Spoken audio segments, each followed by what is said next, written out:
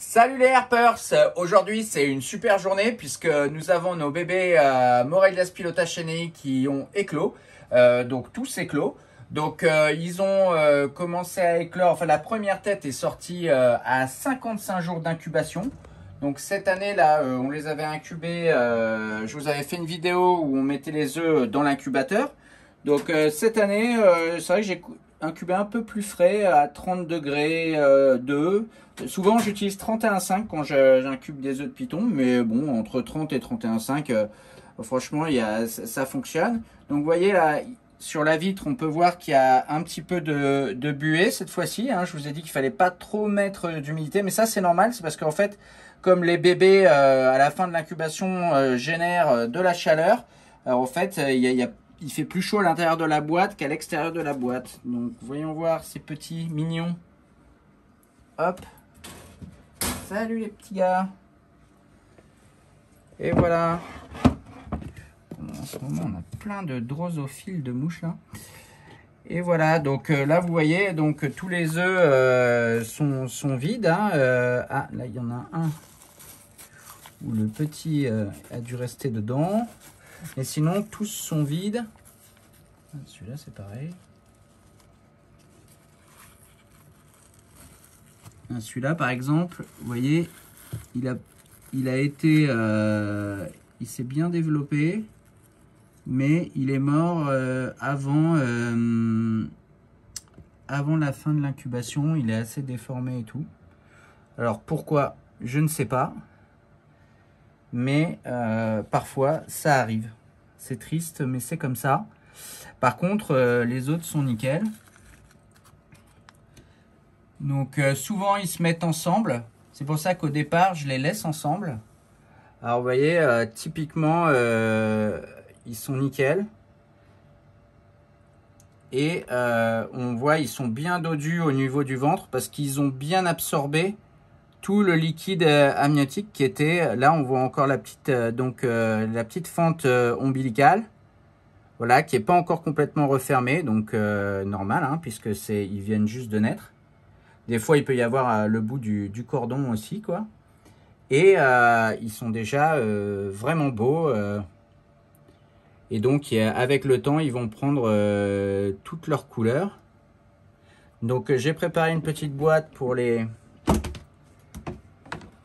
mettre, pour les élever le temps qu'ils fassent leur première mue.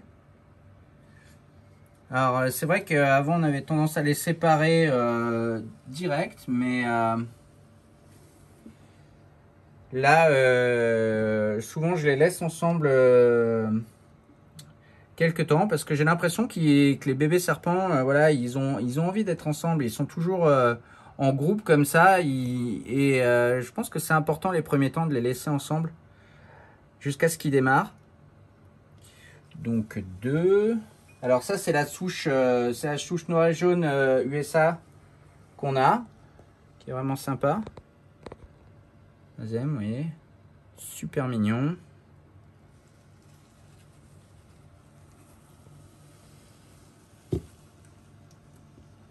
Quatre.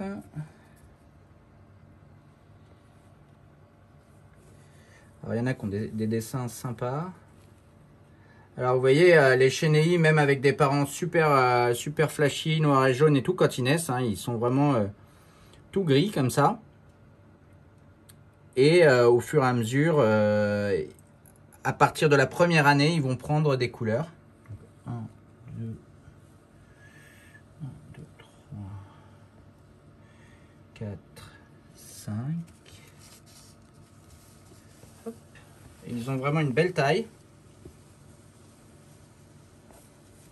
6,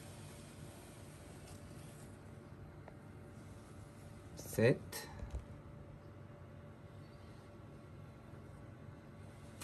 8,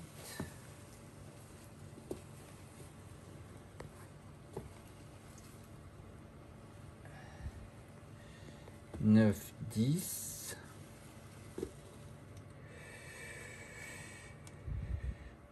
et 11.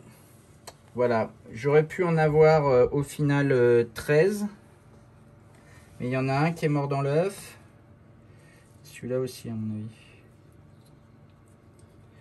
Vous voyez, il s'est développé, mais il n'a pas été au bout. Alors, pourquoi?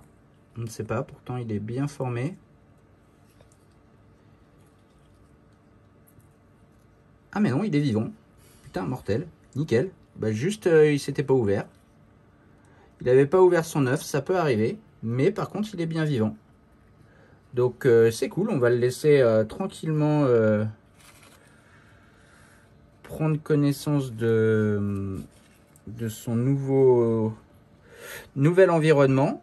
Bon bah voilà, et il a l'air de pas être déformé, donc je vais le remettre tranquille en incubateur, hein, puisque lui il était dans son œuf. Vous voyez, je pensais vraiment pas, parce que ils ont là, je les ai sortis pour vous, pour la vidéo. J'en ai un qui a ouvert là aussi, et qui est peut-être toujours dedans. Bah lui aussi. Ah ah, petit coquin.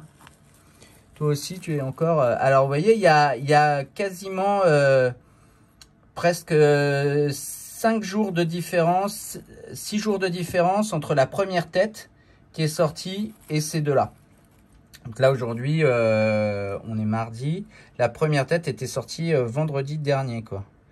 Donc voilà, on aura 2 de plus, donc ça veut dire 13. Ça porte bonheur. Donc voilà, là, je vais bien les hydrater et tout. Et on va attendre la première mue et ensuite on les démarrera. Alors surtout, je sais que vous êtes nombreux à vouloir des chenilles et à vouloir réserver des animaux, donc pas de panique. Pour l'instant, on va pas les mettre à la vente, on va d'abord les démarrer tout ça, donc attendez avant de nous contacter si vous souhaitez faire des réservations. Mais donc voilà, vous pouvez, si vous n'avez pas vu la vidéo que j'avais fait, on voyait la mère et le père, retournez sur notre chaîne YouTube et donc vous verrez le moment où je récupère les œufs et tout ça.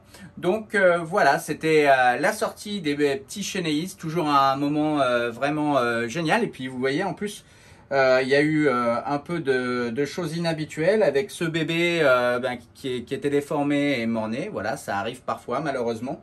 On n'en connaît pas toujours la cause, puisque la plupart sont bien sortis. Donc il peut y avoir plein de raisons. Et les 2 petits retardataires qui finalement étaient dans les œufs, c'est pour ça qu'il faut toujours quand même faire attention quand on les ouvre et tout ça. Ils peuvent toujours être vivants, donc il faut y aller tout doucement. Alors j'aurais pu couper avec des ciseaux, mais là la coquille est super fine, donc c'est facile avec les doigts. J'ai un peu l'habitude à force, quoi. Donc voilà, quoi. Et on vous montrera un peu l'évolution de ces animaux une fois qu'ils auront mangé. Voilà, et merci beaucoup de nous suivre sur la chaîne Reptiline. N'hésitez pas à vous abonner, à faire tourner. Et je vous dis à très bientôt pour d'autres vidéos. Salut les herpers!